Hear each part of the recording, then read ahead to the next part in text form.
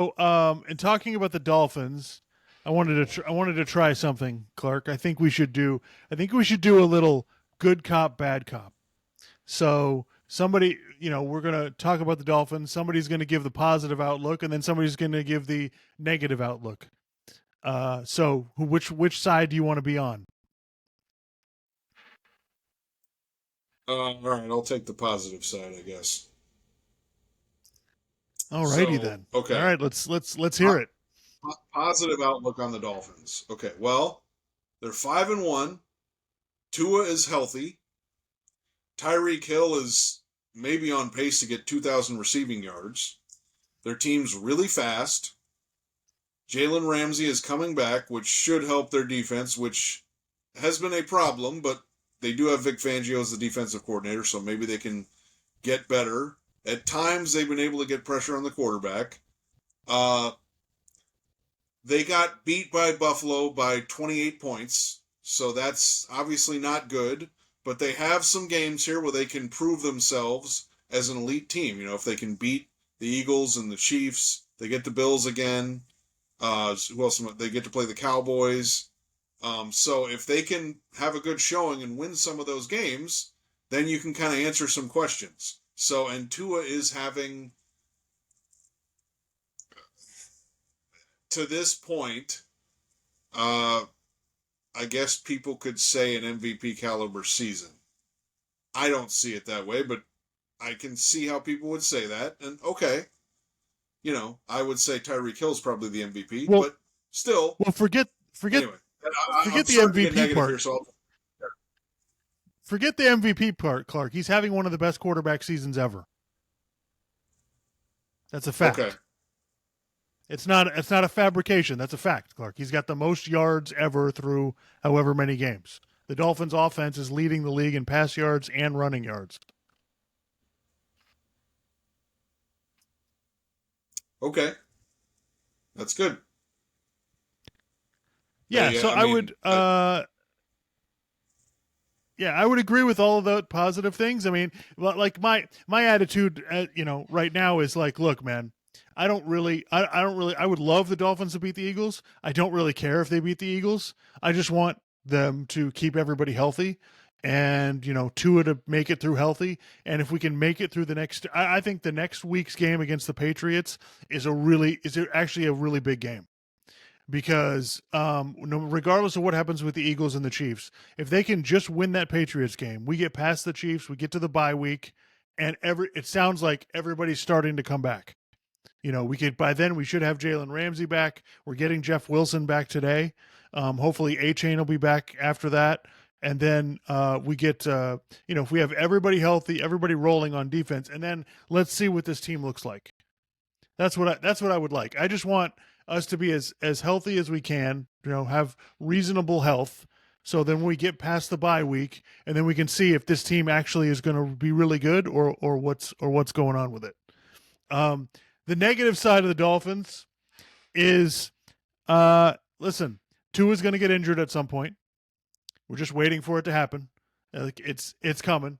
The other thing is the defense is getting worse, week by week. The positive part in me finds it hard to believe that that's going to go the rest of the season, but based on what we're seeing now, it's not looking great on that side of the ball.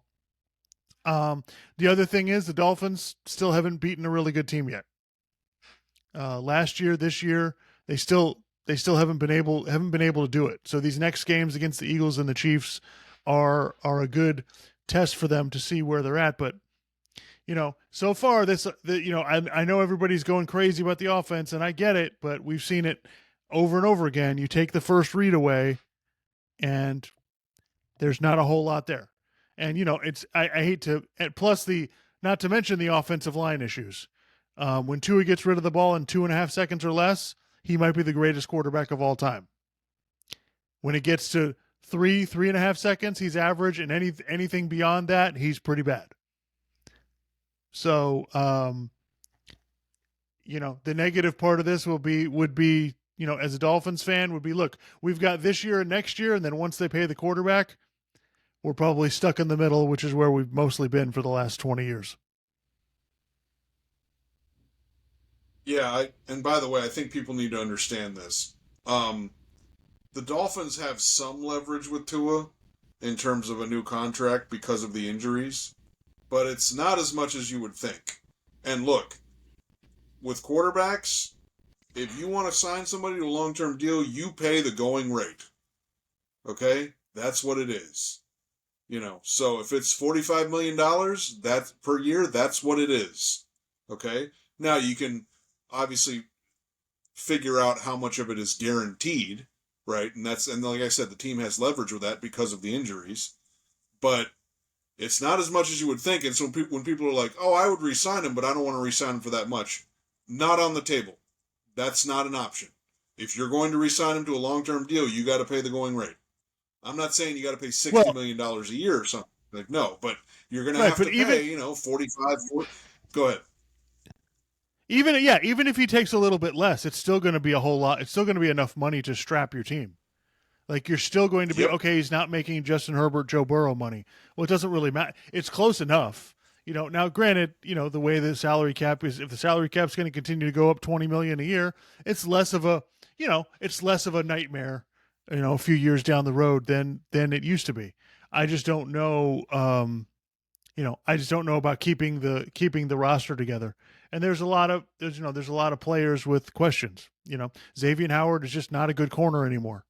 He just doesn't have it anymore. We really don't have an elite pass rusher. We gave up a first round pick to get Bradley Chubb. Jalen Phillips looks like he could be good. He's really talented, but he hasn't really taken the next step yet. So, we've got a lot of players with some question marks. And the other Well, thing and the other is, thing is, I know go ahead. Go ahead. I know the general manager has made a few. We've got a handful of guys that he drafted that are pretty good, but that's over 7 years. As for the record, Chris Greer is not very good at drafting players.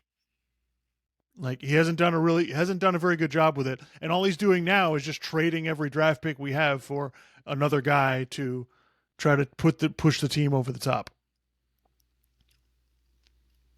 Right. And what was the other thing I was going to add? Like guys, to all the fans out there, we need to point something out, okay? To all you Tua defenders the first 2 years, whether you were saying the offensive line's bad or he doesn't have anybody to throw to or he doesn't have a good offensive coordinator and all that stuff, okay, I'll concede those points. But when Tua didn't have that stuff, how did he play? He wasn't very good those first two. Matter of fact, there were several times where he looked like one of the worst quarterbacks in the league. Okay? Then he gets Tyreek Hill and Mike McDaniel, Jalen Waddle, all these other weapons. He looks pretty damn good. He looks really good, in fact. But he played the Bills and the Bills just kicked their ass. They lost. I mean, guys, it's not like they lost by one or two scores. They lost by 28 points. Okay? Last year when Tua played the better teams, didn't really have his better games. And the times when you need Tua to like step up and make plays or get a game-winning drive, granted he's had a few, but a lot of times that's not what happens. He throws an interception, he gets sacked, the offense sputters out, they can't get a first down, something like that. Okay? And we've seen that. So guys, once they pay Tua, and at this point I'm kind of convinced that it's going to happen. Once they pay him, and then Tyreek Hill either retires or he starts to actually decline. I think Tyreek Hill's a future Hall of Famer, by the way. And I've heard him say some stuff that maybe after this contract is up, he wants to retire, which is 2 years from now. Okay? But once he loses that, and if he doesn't have all these weapons around him, then it becomes much more incumbent on the quarterback to raise the level of everyone around him. And even for you Tua defenders, it's been established those first 2 years, he doesn't elevate what's around him. What's around him elevates him. Okay? And once you get that salary cap hit, you can't have as much around him to elevate him. Yeah. So, that all that being said, I think they have a pretty good chance to beat the Eagles. I don't think the Eagles are playing great right now. I don't. This is not the situation where I want to play them in prime time after they've just lost in their building where they're going to be pissed off. That's not ideal. but talent wise, football wise, I think they have a shot. Um,